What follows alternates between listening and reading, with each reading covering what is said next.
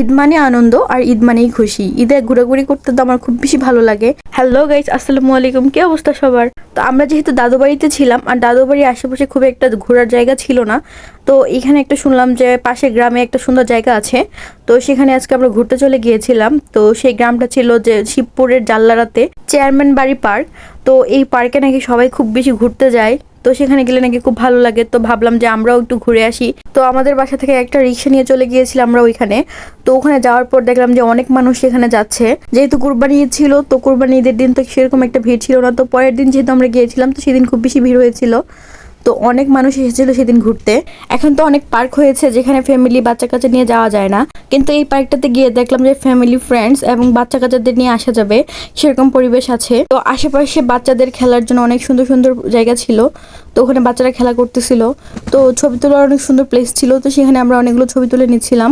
তো এখানে দেখলাম একটা গাছে অনেকগুলো কাঁঠালও ধরেছে। তো সেটারও আমরা ভিডিও করে নিচ্ছিলাম। তো আমরা যেহেতু ঢাকায় থাকি, তো খোলামেলা পরিবেশ আমাদেরও খুব বেশি যাওয়া হয় না। তো সেখানে গিয়ে যখন আমরা খোলামেলা পরিবেশ পেয়েছি, আমাদের তো খুব বেশি ভালো লেগেছে। তো আমরা অনেকক্ষণ যাবত ঘুরেছিলাম। তবে খুব বেশি গরম ছিল সেদিন, আর অনেক রোদ ছিল।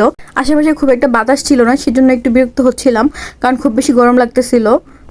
আর মানুষ খুব বেশি ছিল, যার কারণে বসার প্লেস খুঁজে পাচ্ছিলাম না ওইরকম ভাবে যে একটু বসে রেস্ট নিব।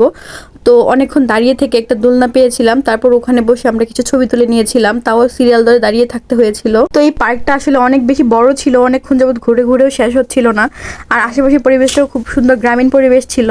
তো তারপর এখানে দেখলাম কয়েকটা ভেড়া ছিল। তো এই ভেড়াগুলো ভিডিও করে নিচ্ছিল। বুঝলাম না এই ভিডিওটা কেন নিয়েছিল। দেখেন গাইস, ভেড়াগুলো কি সুন্দর নিরীহভাবে আমাদের দিকে তাকিয়েছিল। তবে এটার ভিতরে একটা জিনিসই খারাপ লেগেছিল, কোনো খাবারের দোকান সেরকম ভাবে ছিল না।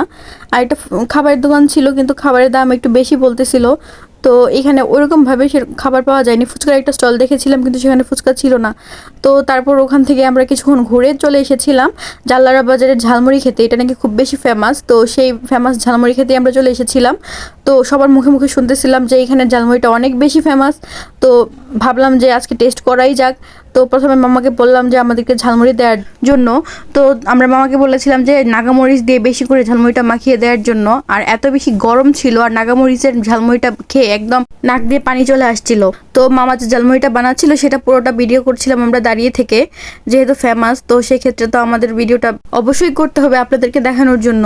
তো সেজন্য ফুল ভিডিওটা আমি সুন্দর করে নিয়েছিলাম। ওইখানে ঝালমুড়ি বানানোর যে প্রসেসিংটা ছিল, খুব বেশি আহামরি কিছু ছিল না, নর্মালি যে ঝালমুড়ি খায় ওইরকমই ছিল। তবে এটা টেস্টটা অন্যরকম ছিল। আর আপনারা যদি এটাতে চাটনি সহকারে খেতে চান বা স্পেশালভাবে খেতে চান, আপনারা বললে সেভাবে বানিয়ে দিবে। তো আমরা নর্মালটাই নিয়েছিলাম প্রথমে। তো আমরা প্রথমে নর্মালটা নিয়ে টেস্ট করছিলাম যে আসলে কেমন টেস্ট হয়ে থাকে। তো নর্মাল উপকরণ দিয়ে বানিয়েছিল, কিন্তু টেস্ট অনেক বেশি মজা হয়েছিল। তো এই তো আমাদের ঝালমুড়ি চলে এসেছে, এখন হচ্ছে খেয়ে দেখার পালা। তো ঝালমুড়িটা আসলে অনেক বেশি মজার হয়েছিল। সবাই যে ফেমাস বলে, আসলে কিন্তু এটা অনেক বেশি ফেমাস কিসের জন্য বুঝতে পারলাম এখন। তো তারপর ঝালমুড়ি খেয়ে অনেক বেশি ঝাল লেগেছিল। তো ঝাল লাগার পরে আমরা পানি খেয়েছিলাম। তো সেটা খেয়ে তারপর আমরা বাসায় চলে এসেছিলাম। তো এই তো ছিল ঈদের পর দিন আমাদের ঘোরাঘুরি। তো গাইস, ভিডিওটি কেমন লেগেছে অবশ্যই জানাবেন। আজকে ভিডিওটি এই পর্যন্তই। ভালো থাকবেন। আল্লাহ হাফেজ।